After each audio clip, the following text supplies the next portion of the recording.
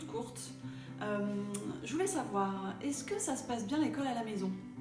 Alors il y en a c'est plutôt... Et puis il y en a c'est plutôt...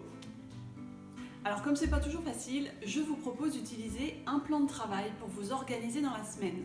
C'est juste une petite idée, si vous voulez l'adapter à votre façon, ça va être possible. Donc voilà, je vous propose de me suivre à la table de travail, je vais vous montrer le document. Voilà, donc là j'ai mon plan de travail pour la semaine. Ici c'est écrit mon plan de travail.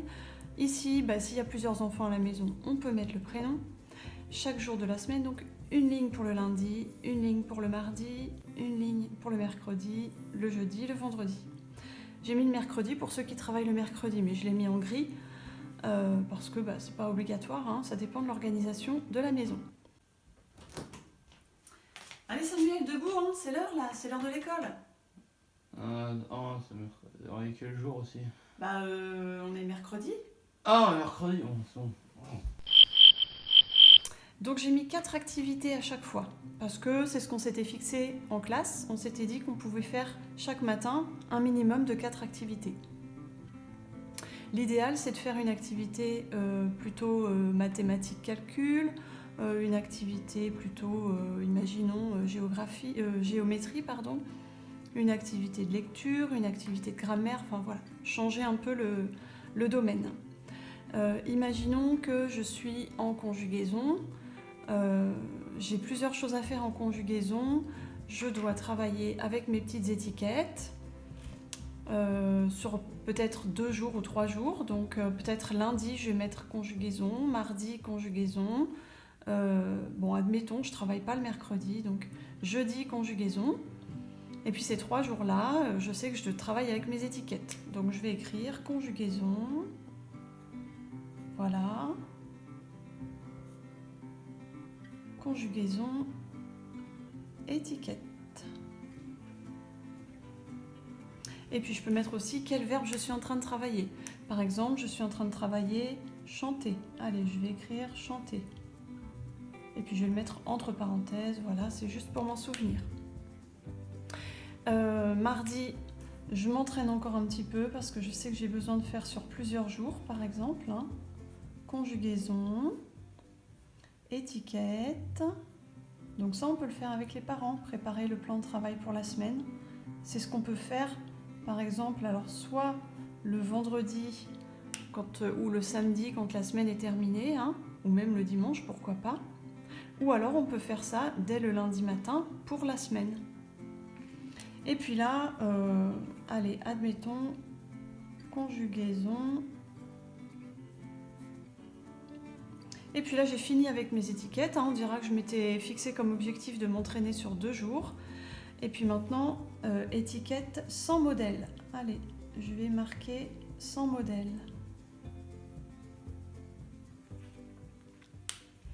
D'accord ? Ça, c'est pour la conjugaison. En grammaire, je vais faire une phrase. Alors, en général, on en fait 1 ou 2 par semaine. On peut même en faire 3, ça dépend. Mais si on se fixe 2 phrases 2 phrases de grammaire par semaine. Par exemple, en rose, je vais mettre la grammaire. Je vais faire, la grammaire, je vais faire le mardi, grammaire.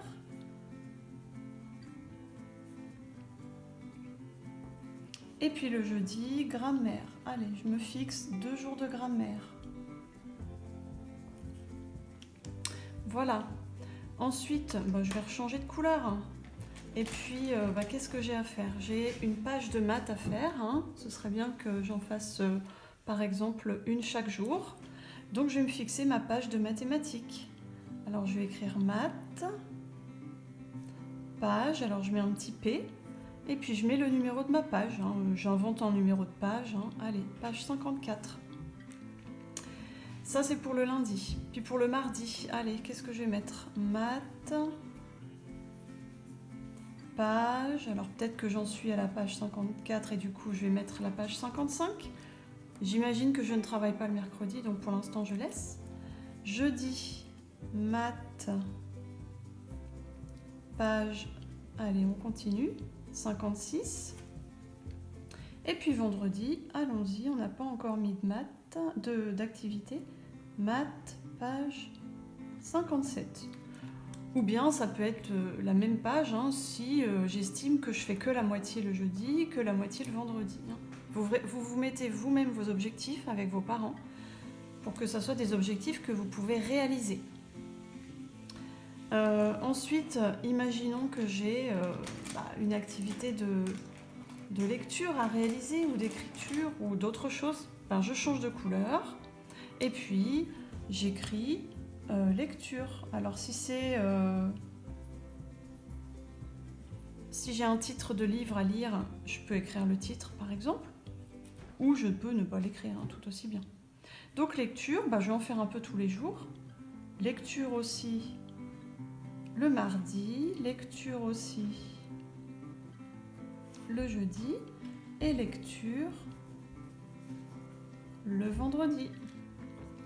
Et voilà, j'ai rempli mon plan de travail. Vous avez vu ici, j'ai mis des petits carrés, qui sont plutôt des petits rectangles d'ailleurs. À chaque fois que j'ai fait une activité, il suffit de cocher. Donc lundi, j'ai fait ça, j'ai fait ça, j'ai fait ça, et bien voilà, j'ai fini toutes mes activités du lundi. Voilà, vous avez compris un peu comment ça fonctionne. Maintenant, je vous laisse faire. Vous pourrez le décorer comme vous voulez, votre plan de travail. Vous pourrez mettre des jolies couleurs et puis l'accrocher peut-être sur le frigo ou dans la chambre. Et puis l'utiliser pour votre travail personnel. Eh bien, je vous dis à bientôt. Et puis bonne semaine de travail, bonne semaine d'école à la maison.